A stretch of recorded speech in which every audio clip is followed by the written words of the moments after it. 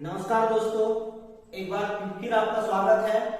आज हम जिस टॉपिक को लेंगे वो है कक्षा 10वीं विज्ञान अध्याय 4 कार्बन और उसके यौगिक के अंतर्गत हाइड्रोकार्बन। हाइड्रोकार्बन भी कार्बन के यौगिक होते हैं, लेकिन ये यौगिक जो होते हैं केवल कार्बन और हाइड्रोजन से मिलकर बने होते हैं। अर्थात कार्बन और हाइड्रोजन से मिलकर बने यौगिक हाइड्रोकार्बन कहलाते हैं।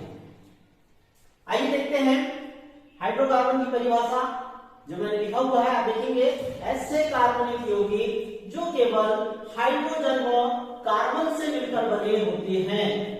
ऐसे कार्बनिक यौगिक जो केवल हाइड्रोजन व कार्बन से मिलकर बने होते हैं हाइड्रोकार्बन कहलाते हैं। उदाहरण में आप देखेंगे CH4 मेथेन, जिसका सूत्र है CH4 मेथेन। मेथेन का सूत्र होता है CH4। तो आप इसमें देख सकते हैं यहां पर कार्बन और हाइड्रोजन।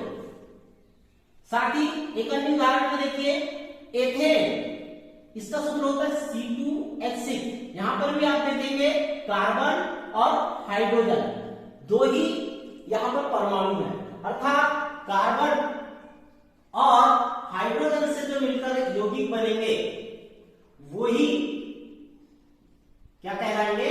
हाइड्रोकार्बन कहलाएंगे। क्या कहलाएंगे? हाइड्रोकार्बन कहलाएंगे। अब हाइड्रोकार्बन जो है, इसमें कार्बन किस प्रकार अन्य परमाणुओं से जुड़ा होता है, इस आधार पर इसका वर्गीकरण किया गया है। कार्बन से और अन्य परमाणुओं से किस प्रकार से जुड़ा होता है, इस आधार पर कार्बन परमाणु हाइड्रोकार्बन का वर्गीकरण किया गया है। तो इसमें सबसे पहले है, हम इसका वर्गीकरण देखते हैं। तो खुली श्रृंखला वाले, इसका मतलब यह है खुली श्रृंखला या सीधी श्रृंखला या शाखित श्रृंखला। अर्थात कार्बन परमाणु अन्य कार्बन परमाणुओं से एक सीधी चैन के रूप में व्यवस्थित होता है। अर्थात इस प्रकार से कार्बन परमाणु अन्य कार्बन परमाणु से इस प्रकार से चैन के रूप में होगा, या फिर शाखित रूप में भी हो सकता है इस प्रकार से। तो खुली श्रृंखला वाले इस प्रकार से कार्बनिक यौगिक होते हैं, इस प्रकार के हाइड्रोकार्बन होते हैं। उसी प्रकार से दूसरा जो है बंध श्रृंखला या चक्रीय यौगिक, ये एक रिंग के आकार की बंध श्रृंखला बनाते हैं। फॉर एग्जाम्पल के लिए आप देख सकते हैं इस प्रकार से चतुष्फल की भी हो सकती है या पेंटागोनल भी हो सकती है, हेक्सागोनल भी हो सकती है। इस प्रकार से ये रिंग बनाते हैं। इस प्रकार के जो हाइड्रोकार्बन होते हैं वो बंध श्रृंखला वाले या चक्रीय यौगिक या समृद्ध श्रृंखला वाले कहलाते हैं। अब जो खुली श्रृंखला वाले कार्बनिक यौगिक हैं, हाइड्रोकार्बन जो होते हैं, उन्हें उनमें उपस्थित बंध के आधार पर बंध के आधार पर, बॉन्ड के आधार पर वर्गीकृत किया गया है। तो ये मुख्य रूप से आप देख सकते हैं 3 प्रकार के होते हैं। सबसे पहले है एल्केन। एल्केन की खासियत है कि इसमें एकल बंध ही पाया जाएगा। कार्बन परमाणु अन्य कार्बन परमाणु से केवल सिंगल बॉन्ड के द्वारा जुड़ा होता है। आप इसके उदाहरण देख सकते हैं। सबसे पहले मेथेन देखेंगे। मेथेन का सूत्र CH4 होता है। आप यहां देखेंगे कार्बन एक ही है और अन्य कार्बन परमाणु जो है सिंगल बॉन्ड के द्वारा जुड़े हुए हैं।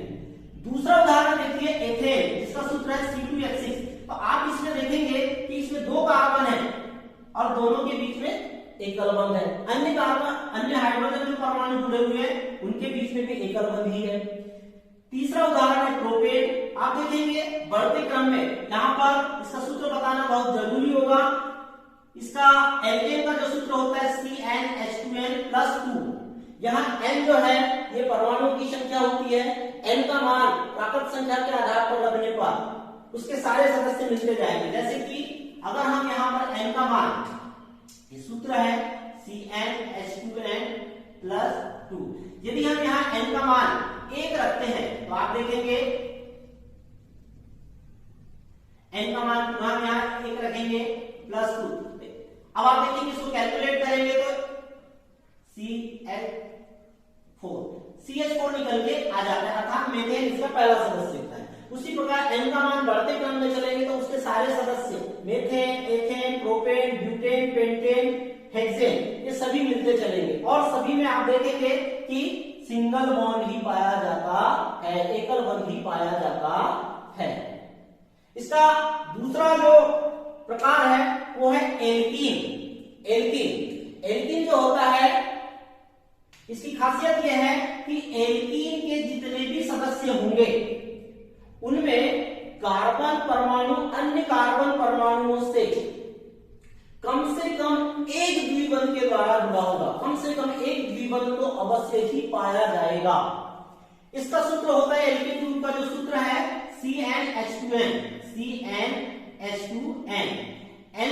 n का मान यहाँ पर बढ़ते हुए प्राकृत संख्या 1 2 3 जैसे ही रखेंगे तो उसके उस वर्ग के सारे सदस्य निकलकर आते चलेंगे। आप देखेंगे कि यहां पर n का मान यदि 2 रख दिया जाए, n का मान 2 रखने पर इसका पहला सदस्य जो है C2H4 निकल के आता है। C2H4 अर्थात ये होता है एथीन। यह क्या होता है? एथीन। और इसकी स्ट्रक्चर देखेंगे आप, यहां पर कार्बन परमाणु अन्य कार्बन परमाणु से डबल बॉन्ड के द्वारा जुड़ा हुआ है, अर्थात एल्कीन में कम से कम एक द्विबंध तो पाया ही जाएगा। इसके बाद आप देखेंगे इसके अन्य सदस्य हैं प्रोपीन, ब्यूटीन, पेंटीन, हेक्सीन और बढ़ते क्रम में इसके अन्य सदस्य भी मिलते चलेंगे। तो एल्कीन की खासियत क्या है कि कार्बन और कार्बन परमाणु के मध्य कम से कम एक द्विबंध अवश्य पाया जाएगा और इसका सूत्र होता है CnH2n। खुली श्रृंखला वाले में तीसरा जो ग्रुप है वो है एल्काइन का। एल्काइन जो हाइड्रोकार्बन है उसकी खासियत यह है कि उसमें कम से कम एक ट्रिपल बॉन्ड पाया जाएगा। कार्बन और कार्बन परमाणु के मध्य कम से कम एक ट्रिपल बॉन्ड तो अवश्य ही पाया जाएगा। इस वर्ग का जो सूत्र है CnH2n-2। जैसे ही इसके उदाहरण की बात करें तो इसका पहला सदस्य जो होता है एथाइन, हम इस सूत्र के अकॉर्डिंग इसको कैलकुलेट करके देखते हैं। देखिए CnH2n-2 ये एल्काइन का सूत्र होता है। इसमें जब n में हम मान रखते चलते हैं, n का मान रखते चलते हैं तो उसके सारे सदस्य प्राप्त होते हैं। हम यहाँ पर n का मान 2 से रखेंगे। भाई n का मान 1 क्यों नहीं रख सकते? एल्कीन और एल्काइन यहाँ पर यदि हम 1 रखते हैं n का मान तो उसका उसका जो सदस्य है वो कोई प्राप्त नहीं होता है। इसीलिए इसके जो सदस्य हैं वो 2 से चालू होते हैं, अर्थात n का मान हमें यहाँ 2 रखना पड़ेगा। उसका जो पहला सदस्य होता है वो 2 कार्बन वाला होता है।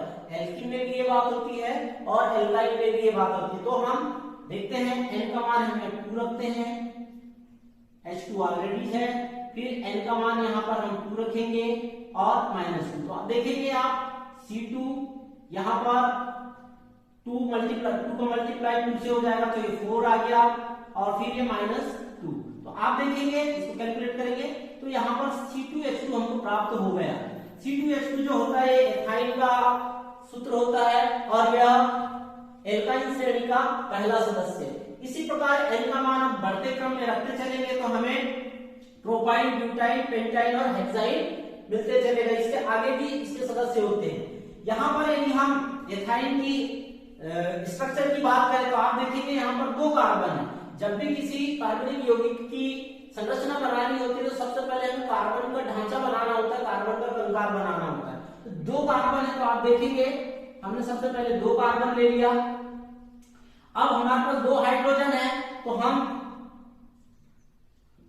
दोनों कार्बनों के साथ एक हाइड्रोजन को जोड़ देते हैं। यहाँ हाइड्रोजन की संयोजकता तो संतुष्ट हो जाती है, लेकिन आप देखेंगे ये जो पहला कार्बन है ये दूसरा कार्बन है तो पहले कार्बन की 2 ही संयोजकता हो रही है, उसी प्रकार दूसरे कार्बन की भी 2 ही संयोजकता संतुष्ट हो रही है। तो ऐसी स्थिति हम क्या करेंगे? तो ऐसी स्थिति में हम देखेंगे कि कार्बन कार्बन के बीच में यहाँ पर दो बॉन्ड बढ़ा देने से अर्थात ट्रिपल बॉन्ड कर देने से कार्बन की संयोजकता संतुष्ट हो जाती है। स्पष्ट है कि एल्काइन श्रेणी के जितने भी सदस्य होंगे उनमें कम से कम कार्बन और कार्बन सदस्य के बीच एक ट्रिपल बॉन्ड तो होगा ही होगा। आप कोई सा भी उदाहरण उठाकर देख सकते हैं। आप यहाँ पर ब्यूटाइन ले सकते हैं। ब्यूटाइन देखिए ये 4 कार्बन वाला होता है, तो 4 कार्बन वाला सबसे पहले हम ढांचा तैयार करेंगे। 1 कार्बन, 2 कार्बन, 3 कार्बन और 4 कार्बन। अब आप देखेंगे कि ब्यूटाइन में हाइड्रोजन की संख्या कितनी है? 6 है। कितनी है? 6 है। तो हम यहां पर पहले कार्बन में क्या करते हैं कि ट्रिपल बॉन्ड के साथ एक हाइड्रोजन जोड़ देते हैं, तो ये पहले वाले कार्बन की संयोजकता 4 संतुष्ट हो गई। उसी प्रकार ये दूसरा वाला जो कार्बन है आप देख सकते हैं कि इसकी भी 3 और 1 4 संयोजकता संतुष्ट हो गई। लेकिन तीसरा वाला जो कार्बन है आप देखेंगे इसकी संयोजकता 2 ही संतुष्ट हो रही है, तो हम यहाँ पर 2 हाइड्रोजन इसके साथ जोड़ देते हैं। तो आप देखेंगे इस हाइड्रोजन की भी, इस कार्बन की भी संयोजकता पूर्ण हो गई। अब लास्ट वाला जो कार्बन है, ये फर्स्ट कार्बन, ये दूसरा, ये तीसरा, लास्ट वाला जो कार्बन है आप देखेंगे इसकी भी संयोजकता भी एक ही है। इसके साथ हम क्या करेंगे? 3 हाइड्रोजन जोड़ देंगे।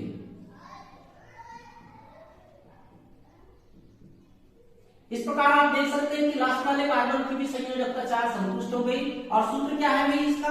ब्यूटाइन का C4H6। आप देखेंगे C4H6, तो आप देखेंगे 1 कार्बन, 2 कार्बन, 3 कार्बन, 4 कार्बन है और 6 हाइड्रोजन। पहला हाइड्रोजन, दूसरा, तीसरा, चौथा, पांचवा और 6वां हाइड्रोजन। इस प्रकार से आप देखेंगे कि ब्यूटाइन जिसका सूत्र है C4H6, यहाँ पर कार्बन कार्बन के बीच में एक ट्रिपल बॉन्ड तो मौजूद है ही। यही एल्काइन की खासियत होती है। एल्काइन श्रेणी के सभी सदस्यों के बीच जो कार्बन कार्बन जो परमाणु होते हैं उनमें एक ट्रिपल बॉन्ड अवश्य ही पाया जाएगा।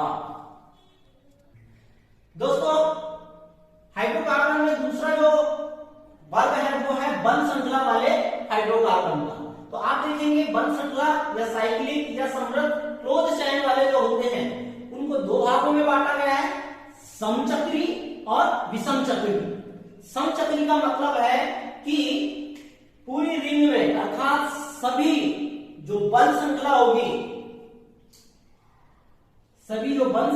आप देख सकते हैं ये जो बंध श्रृंखला होगी, मान लेते हैं इसमें सभी जो केंद्रीय परमाणु जो होगा वो कार्बन का होगा, अर्थात पूरे चैन में केवल कार्बन परमाणु होंगे। जो केंद्रीय परमाणु जो होगा वो कार्बन ही परमाणु होगा।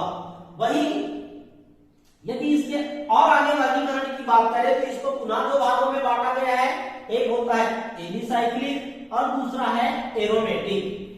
अब एलिसाइक्लिक में जो है, एलिसाइक्लिक में भी इसको भी 2 भागों में बांटा गया है। एक संतृप्त एलिसाइक्लिक है और दूसरा असंतृप्त है।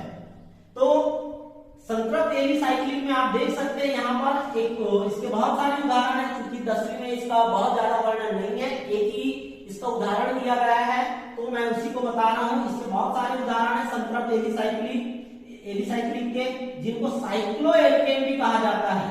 तो इसके उदाहरण है साइक्लोप्रोपेन, साइक्लोब्यूटेन, साइक्लोपेंटेन, साइक्लोहेक्सेन। आप देख सकते हैं यहाँ पर ये जो स्ट्रक्चर है ये साइक्लोहेक्सेन की है। साइक्लोहेक्सेन, हेक्सेन मतलब 6 कार्बन परमाणु वाला यौगिक।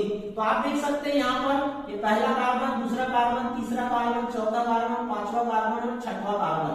तो ये संतृप्त एलिसाइक्लिक के अंतर्गत ये साइक्लोहेक्सेन की स्ट्रक्चर है। वही यदि हम एरोमेटिक समचक्रीय हाइड्रोकार्बन की बात करें तो इसमें कम से कम 6 कार्बन परमाणु की बंध श्रृंखला होगी। इसका उदाहरण है बेंजीन। आप देख सकते हैं ये बेंजीन की स्ट्रक्चर है। इसका क्लोज चैन वाले या बंध श्रृंखला वाले जो दूसरा यौगिक है वो विषम चक्रीय है। इसमें कार्बन परमाणु के अतिरिक्त जो रिंग होती है या जो बंध श्रृंखला होती है उसके अतिरिक्त एक अन्य परमाणु होता है। वो नाइट्रोजन हो सकता है, ऑक्सीजन हो सकता है या हेलोजन हो सकता है, कोई भी हो सकता है। इस प्रकार से हाइड्रोकार्बन का वर्गीकरण देखा हमने। हाइड्रोकार्बन को मुख्यतः 2 भागों में बांटा गया है, एक खुली श्रृंखला वाले और बंद श्रृंखला वाले। खुली श्रृंखला वाले जो हैं इनमें उपस्थित बंधों के आधार पर पुनः 3 भागों में व्यवस्थित किया गया है। एल्केन जो एकल बंध के द्वारा जुड़े होते हैं जिसमें कार्बन परमाणु, एल्कीन जिसमें कम से कम कार्बन कार्बन परमाणु के मध्य डबल बॉन्ड पाया जाता है, और एल्काइन जिसमें कम से कम एक ट्रिपल बॉन्ड तो पाया ही जाता है। इनके उदाहरण भी देख सकते हैं, यहाँ मैंने लिख के रखा है, आप देख सकते हैं इसको। और बंध श्रृंखला वाले में देख सकते हैं समचक्री विषमचक्री में बांटा गया है इसको, और भी इसका बहुत सारा उदाहरण है। इसमें हम बेंजीन को उदाहरण के रूप ले सकते हैं और साइक्लोहेक्सेन को भी उदाहरण के रूप में ले सकते हैं। धन्यवाद।